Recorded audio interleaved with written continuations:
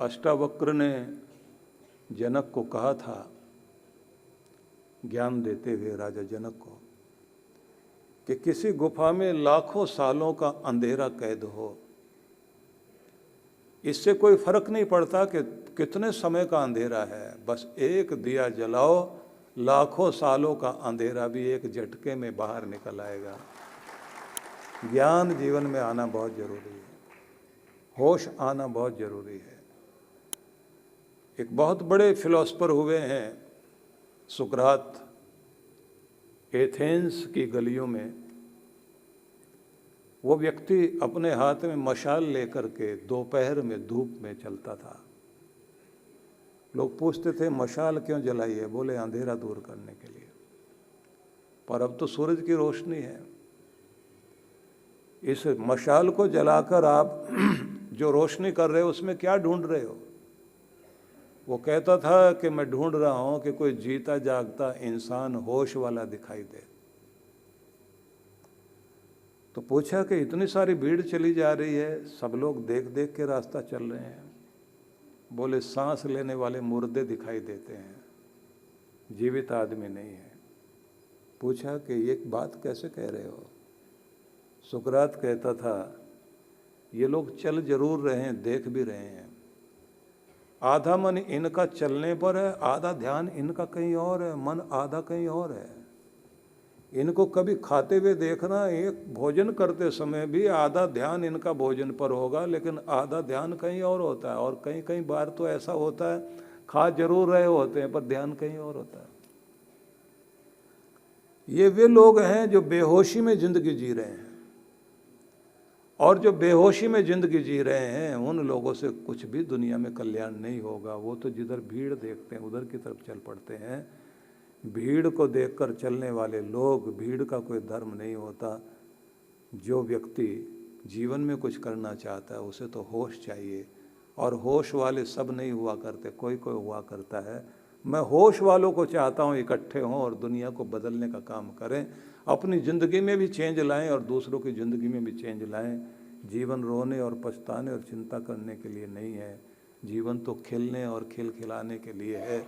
जिंदगी अगले वाले दिनों के लिए नहीं, एक एक पल में जीने के लिए है। कल का तुम्हें नहीं पता कि क्या होने वाला है, लेकिन जो पल चल रहा है उसका तुम्हें पता है। उसमें जी भर के जीना शुरू करो, अपने चेहरे पर मुस्कुराहट लाओ, एक एक दिन को उत्सव बनाकर जीना शुरू करो। होश वाला व्यक्ति एक एक क्षण का आनंद लेकर के जीता है, उसके जीवन में आनंद बना रहता है। और इसी तरह से बहुत सारी कहानियाँ पुराने समय की कही जाती हैं, जिसका सार भी यही है कि गुस्से में आके राजा ने जो है एक मंत्री को फांसी की सज़ा दे दी थी कि कल सवेरे होते ही इसको फांसी दी जाएगी।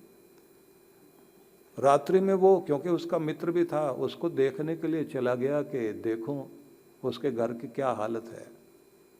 देखा तो उसने महफिल सजा रखी है, नाच गाना चल रहा है, और वो भी बहुत मस्ती से बैठा हुआ, सब रिश्तेदार बुला रखे हैं, और वहाँ बैठे बैठे कह रहा है कि दोस्तों ज़िंदगी का कुछ पता नहीं है, मुझे तो कल का पता है, किसी को तो एक घड़ी का भी पता नहीं होता, एक पल का भी पता नहीं है। आओ आज मिल लें सब लोग, गीले शिकवे दूर कर लें और आनंदमय जीवन बिताते हुए आज के महोत्सव के साथ आज की ज़िंदगी को पूरा कर लें। कल का सूरज जैसे उगेगा, भगवान जैसे चाहेगा होगा, आज तो आनंद से जी लें। और वो बहुत आनंद में बैठा हुआ था। राजा को समझ में आया, खिड़की से झांकते हुए देख रहा था कि यह आदमी तो डरा हुआ नहीं है, कल क्या होगा, मेरे बच्चों का क्या होगा, परिवार को क्या होगा। मैं तो अभी ये इंतजाम नहीं कर पाया, अभी तो ये और जोड़ना था, कम से कम ये चीज़ें होती तो मेरे बच्चे भी सुखी होते। वो गया, जाकर उसने पूछ लिया कि तेरे बच्चों का क्या होगा, तुझे फिक्र है, तेरे सामान का क्या होगा। मंत्री उस समय कहता है कि जब आए थे तो हाथ में कुछ लेके आए थे, मुट्ठी खोल के देखा तो दिखाई कुछ नहीं देता था, पर इसमें वो किस्मत लिखी हुई थी जिसको कैश कराने के लिए इस दुनिया में हम लोग आए हैं, और सब चीज़ें मिलती चली जाती हैं। और कमाल की बात तो ये है, इसी में वो लिखा भी होता है कि कब कौन सी चीज़ आकर के हाथ से छूट जाएगी। बच्चों की किस्मत मैं नहीं बना सकता।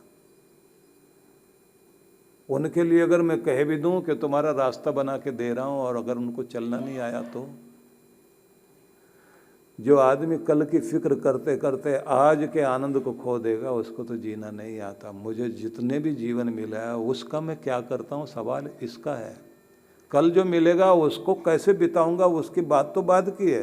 आज जो मेरे हाथ में है उसको अगर मैं आनंद से बिता सकता हूँ तो फिर इसका मतलब है मैंने परमात्मा की दी हुई जिंदगी का मोल समझा है और उसका उपयोग किया है। इसलिए आज उत्सव कर रहा हूँ। राजा ने उसकी तरफ देख करके कहा और बोल दिया कि देख भाई, जिसको इस तरह से जीना आता है उसे मरने का हक नहीं हो तो मर के भी ऐसे जिंदा ही रहेगा। मैं तो जोश में आके बोल बैठा था, पर मुझे भी सिखा कि कैसे जीना। और मुझे टैगोर की वो पंक्तियां ध्यान में आती हैं जो उन्होंने कहा था कि हर दिन एक चमकते हुए सोने के सिक्के की तरह दुनिया का मालिक आपके हाथ में एक दिन का अवसर देता है।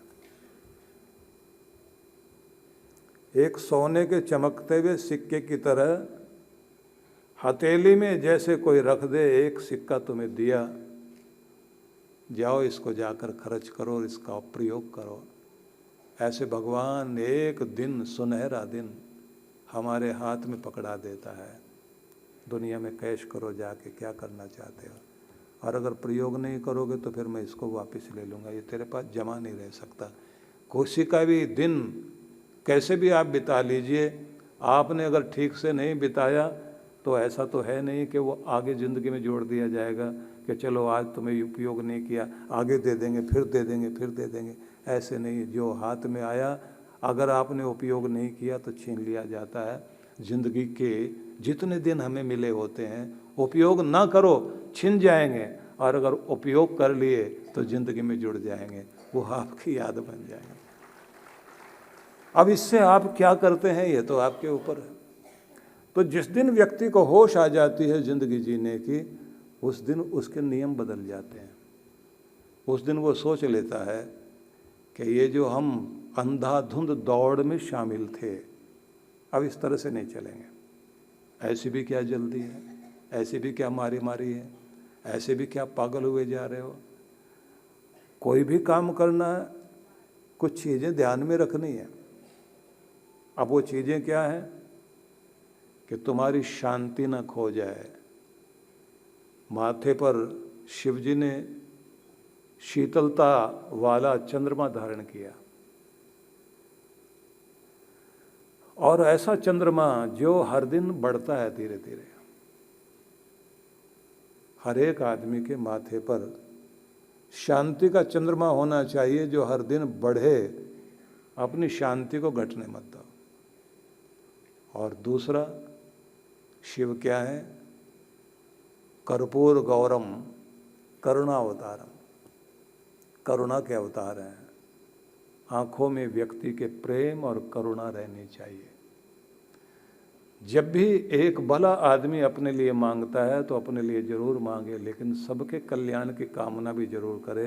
हे भगवान, सबका भला करना, सबको खुशियाँ देना, और मेरे से अगर किसी का भला हो सकता है तो मुझे वो ताकत जरूर देना, मैं किसी का भला कर सकूं, पर किसी का बुरा मेरे हाथों से ना हो। तो करुणा और प्रेम आँखों में हो और माथे पर शांति हो।